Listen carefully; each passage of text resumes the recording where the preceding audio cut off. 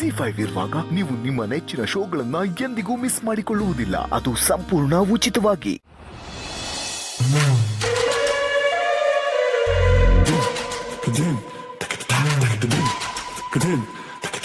ಏನು ಸಿಕ್ಕಾಪಟ್ಟೆ ಹೀಟಲ್ಲಿ ಇದೆಯಲ್ಲೋ, ಏನ್ ಕತೆ? ಏನಿಲ್ಲ ಮಾಮ್ಸ್, ವಿಷಯ ಸ್ವಲ್ಪ ಹಳೆ ಇದೆ, ಆದ್ರೂ ಈಗಲೂ ಅದು ನನ್ನ ಮನಸ್ಸನ್ನ ಕೊರಿತಾನೆ ಇದೆ ಮಾಮ್ಸ್.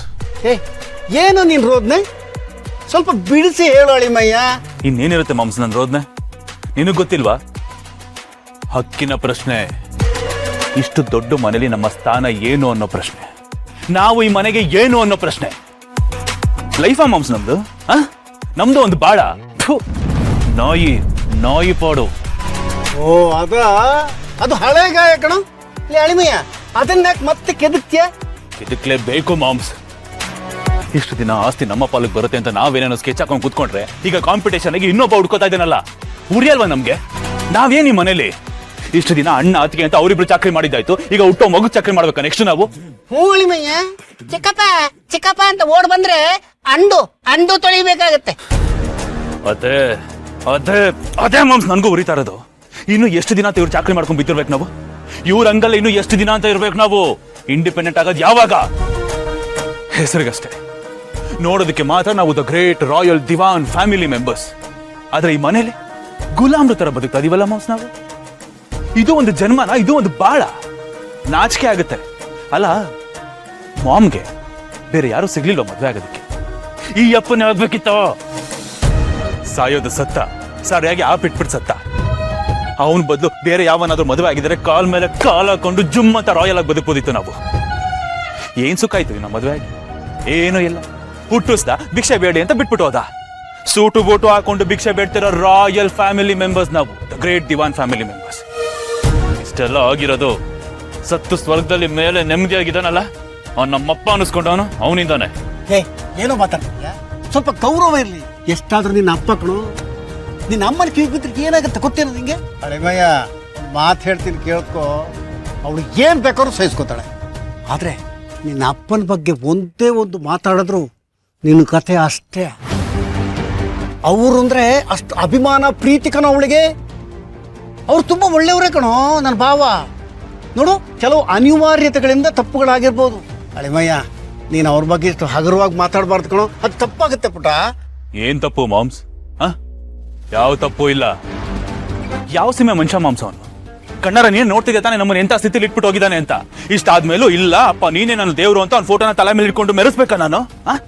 ಚಾನ್ಸ್ ಇಲ್ಲ ಮಾಮ್.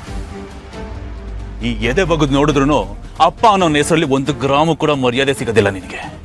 ಅಷ್ಟು ಹೇಟ್ ಮಾಡ್ತೀನಿ ನಾನು ಅವನನ್ನ. ಯಾಕಂದ್ರೆ ನಮ್ಮ ಅಪ್ಪ ಅನಿಸ್ಕೊಂಡು ಕೈಗೆ ಭಿಕ್ಷೆ ಆಯ್ತು, ಅದಕ್ಕೆ ಚೊಂಬು ಕೊಟ್ಬಿಟ್ಟು ಹೋಗಿದ್ದಾನೆ. ಅದಕ್ಕೆ ಬ್ಲಡಿ ಅಪ್ಪ ಅವನು. ಲೇ ಅಪ್ಪ ಕೈ ಕೊಟ್ರೇನೋ, ನಿಮ್ಮನ್ನ ಪ್ರೀತಿಯಿಂದ ಕೈ ಹಿಡಿದಿರ್ತಕ್ಕ ಅಮ್ಮ ಇದ್ದಾಳಲ್ಲ, ಇನ್ನೇನು ಬೇಕು ನಿಂಗೆ? ನೋಡು, ನಿಮ್ಗಳ ಜೊತೆ ಅಮ್ಮ ಅನ್ನೋ ಶಕ್ತಿ ಇದೆ. ಅದು ತುಂಬಾ ಪವರ್ಫುಲ್ ಶಕ್ತಿ, ನೆನ್ಪಿಟ್ಕೋ. ಮಕ್ಕಳಿಗೋಸ್ಕರ ಎಂಥ ಯುದ್ಧ ಬೇಕಾದ್ರೂ ಮಾಡ್ತಾಳೆ ಕಣೋ. ಮತ್ತೆ ಅದರಲ್ಲಿ ಶತಾಯ ಗತಾಯ ಗೆದ್ಕೊಂಡ್ ಬರ್ತಾಳೆ. ಅಳಿಮಯ್ಯ, ಮಕ್ಕಳ ವಿಷಯಕ್ಕೆ ಬಂದ್ರೆ ಅಮ್ಮ ಅನ್ನೋಳು ಹಸಿದ ಹುಲಿ ಆಗ್ತಾಳೆ. ಮಾಮ್ಸ್, ನಿನಗೆ ಏನು ಬೇಕಾದ್ರೂ ಹೇಳೋದನ್ನ ಕೇಳೋ ಸ್ಥಿತಿಲಿ ನಾನಿಲ್ಲ. ನನಗೆ ನಂಬಿಕೆ ಬರ್ತಾ ಇಲ್ಲ. ಇದೀಗೆ ಕಂಟಿನ್ಯೂ ಆದ್ರೆ ನಮ್ಮ ಸ್ಥಿತಿ ಫೈನಲ್ ಆಗಿ ಏನಾಗುತ್ತೆ ಗೊತ್ತಾ? ಅಣ್ಣ ಹಾಕೋ ಜುಜುಬಿ ಬಿಸ್ಕೆಟ್ ನ ಬಾಯಲ್ಲಿ ಕಚ್ಕೊಂಡು ಇಷ್ಟೇ ನಮ್ಮ ಹಣೆ ಬರ ಅಂತ ಸೈಲೆಂಟ್ ಆಗಿರ್ಬೇಕಾಗತ್ತೆ. ಅದಕ್ಕೆ ನಾನು ರೆಡಿ ಇಲ್ಲ. ಅದಕ್ಕೆ ನಂದೇ ಒಂದು ಡಿಸಿಷನ್ ತಗೊಂಡಿದ್ದೀನಿ ನಾನು. ನಿನ್ನ ತಂಗಿ ಅಂದ್ರೆ ನನ್ನ ಮಾಮ್ ಏನ್ ಮಾಡ್ತಾಳೋ ಬಿಡ್ತಾಳೋ ನಂಗೆ ಅದು ಬೇಕಾಗಿಲ್ಲ. ಆದ್ರೆ ನಾನು ಮಾತ್ರ ನೋಡ್ಕೊಂಡು ಸುಮ್ಮನೆ ಇರೋದಿಲ್ಲ. ಆ ಮಗುಗೆ ನಾನೇ ಒಂದು ಗತಿ ಕಾಣಿಸ್ತೀನಿ. ಅದಂತೂ ಫಿಕ್ಸ್, ಮಿಸ್ಸೇ ಇಲ್ಲ.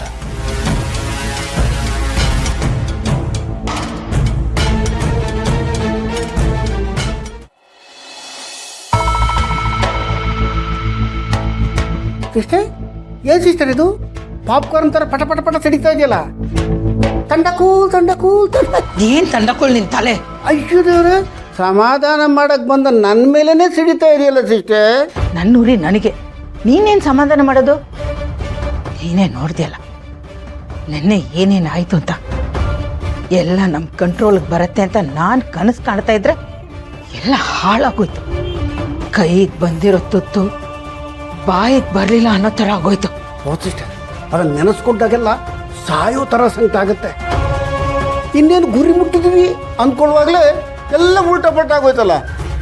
ಅದು ನಮ್ಮ ಪಾಲಿಗೆ ಬರೀ ಸೋಲಷ್ಟೇ ಅಲ್ಲ, ನಮಗಾಗಿರೋ ಅವಮಾನ ಸಿಸ್ಟರ್. ಅದು ಹೇಗೆ ಬರೆಯೋದು ಸಿಸ್ಟರ್? ಅದು ಮಕ್ಕಳು ಮುಳ್ಳು ಥರ ನಮ್ಮನ್ನು ಚುಚ್ತಾನೇ ಇರುತ್ತೆ.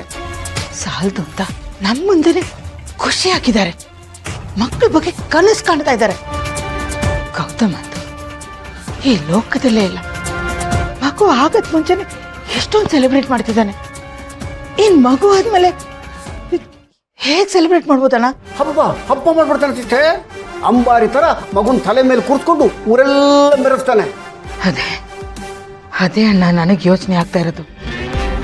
ಮಗು ಆದ್ಮೇಲೆ ಅವನು ನಮ್ಮನ್ನೆಲ್ಲ ಮರ್ತು ಬಿಡ್ತಾನೆ. ಆಗ ಅವನ ಫಸ್ಟ್ ಪ್ರಯಾರಿಟಿ ಅವನ ಮಗು ಮತ್ತೆ ಹೆಂಡತಿ, ಅವನ ಸಂಸಾರ. ನಾವೆಲ್ಲ ಏನೂ ಅಲ್ಲ ಅನ್ನೋ ಥರ ಆಗ್ಬಿಡ್ತೀವಿ. ಹಾಗಾಗಕ್ಕೆ ನನಗಿಷ್ಟ ಇಲ್ಲ ಅಣ್ಣ. ಗೌತಮ್ಗೆ ಈ ಮನೆಯಲ್ಲಿ ಏನೇನಿದೆಯೋ ಅದೆಲ್ಲ ನನ್ನ ಮಕ್ಕಳಿಗಾಗಬೇಕು.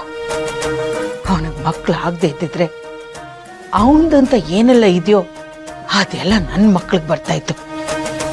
ಆದ್ರೆ ಈಗ ಅದೆಲ್ಲ ಅವನ ಮಗು ಕೊಡ್ತಾನೆ. ತನ್ನ ಮಗು ಅನ್ನೋ ವ್ಯಾಮೋಹ ಹುಟ್ಟತ್ತೆ. ಅದಕ್ಕೆ ಭೂಮಿಕಾ ಏನಾದ್ರೂ ತುಪ್ಪ ಸುರಿದ್ರು ಅಂತ ಇಟ್ಕೋ, ನಾನು, ನನ್ನ ಮಕ್ಕಳು, ನೀನು, ನಾವೆಲ್ಲರೂ ಅವನು ಹಾಕೋ ಭಿಕ್ಷೆ ಮೇಲೆ ಬದುಕಬೇಕಾಗತ್ತೆ. ಖಂಡಿತ ಸಿಸ್ಟರ್, ಖಂಡಿತ. ನಮಗೆ ಧ್ವನಿನೇ ಇರಲ್ವಲ್ಲ. ಅವನು ಏನು ಹೇಳ್ತಾನೋ ಅದನ್ನು ಕೇಳಿಸ್ಕೊಂಡು ತೆಪ್ಪಗೆ ಬಿದ್ದಿರ್ಬೇಕಾಗತ್ತೆ. ಅವನು ಕೊಟ್ಟಷ್ಟು ತಗೋಬೇಕು. ಯಾಕೆ ಅಂತ ಕೇಳೋ ಹಕ್ಕಿರಲ್ಲ. ಯಾಕೆಂದ್ರೆ ನಿನಗೂ ನಿನ್ನ ಮಕ್ಕಳಿಗೂ ಮಾನ್ಯತೆನೇ ಇಲ್ವಲ್ಲ. ಏನನ್ನ ಹೇಳ್ತಾ ಇದೀಯಾ? ಇರೋ ವಿಷಯನೇ ಹೇಳ್ತಾ ಇದ್ದೀನಿ ಸಿಸ್ಟರ್. ಇದು ನಗ್ನ ಸತ್ಯ. ಅದಕ್ಕೆ ಬಟ್ಟೆ ತೋರ್ಸಕ್ಕಾಗಲ್ವಲ್ಲ.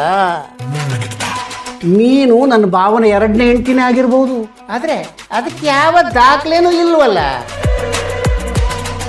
ಅಲ್ಲಿಂದ ಇಲ್ಲಿ ತನಕ ಈ ಮನೇಲಿ ಇದೆಯಾ, ಅದು ಬಿಟ್ರೆ ಬೇರೇನೂ ಇಲ್ಲ ಸಿಸ್ಟರ್. ಏನೋ ಗೌತಮ್ಗೆ ಸ್ವಲ್ಪ ಸೆಂಟಿಮೆಂಟ್ ಇದೆ, ಬಚಾವ್. ಬೇರೆ ಯಾರಾದರೂ ಆಗಿದ್ರೆ ಕತ್ತಿಡ್ದು ಆ ಕಡೆ ತಳ್ಳಿರೋರು. ಎಲ್ಲಿ ನನ್ನ ಆಸ್ತಿಗೆ ಕಾಂಪಿಟೇಷನ್ ಶುರುವಾಗ್ಬಿಡುತ್ತೋ ಅಂತ. ಇದಕ್ಕೆ ಅವನಿಗೆ ಮಕ್ಕಳಾದ್ರೆ ಈ ಭೂಮಿಕಂದು, ಇಲ್ಲ ಅವ್ರ ಮನೆದು, ಇಲ್ಲ ಮುದುಕಿ ಪಿಂಡೇಶ್ವರಿದು ಕುಂಭಕ್ಕೆ ಸೇರ್ಕೊಂಡ್ರೆ ಆಗ ಸಮಸ್ಯೆ ಆಗ್ಬೋದು ಸಿಸ್ಟರ್. ನಮ್ಮ ಬುಡ ಅಲ್ಲಾಡೋದು ಪಕ್ಕ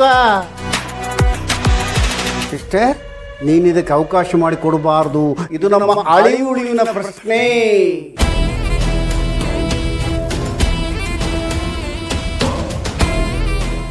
ZEE5 ಆಪ್ ಡೌನ್ಲೋಡ್ ಮಾಡಿ ಎಲ್ಲಾ ಸಂಚಿಕೆಗಳನ್ನು ಸಂಪೂರ್ಣ ಉಚಿತವಾಗಿ ನೋಡಿ.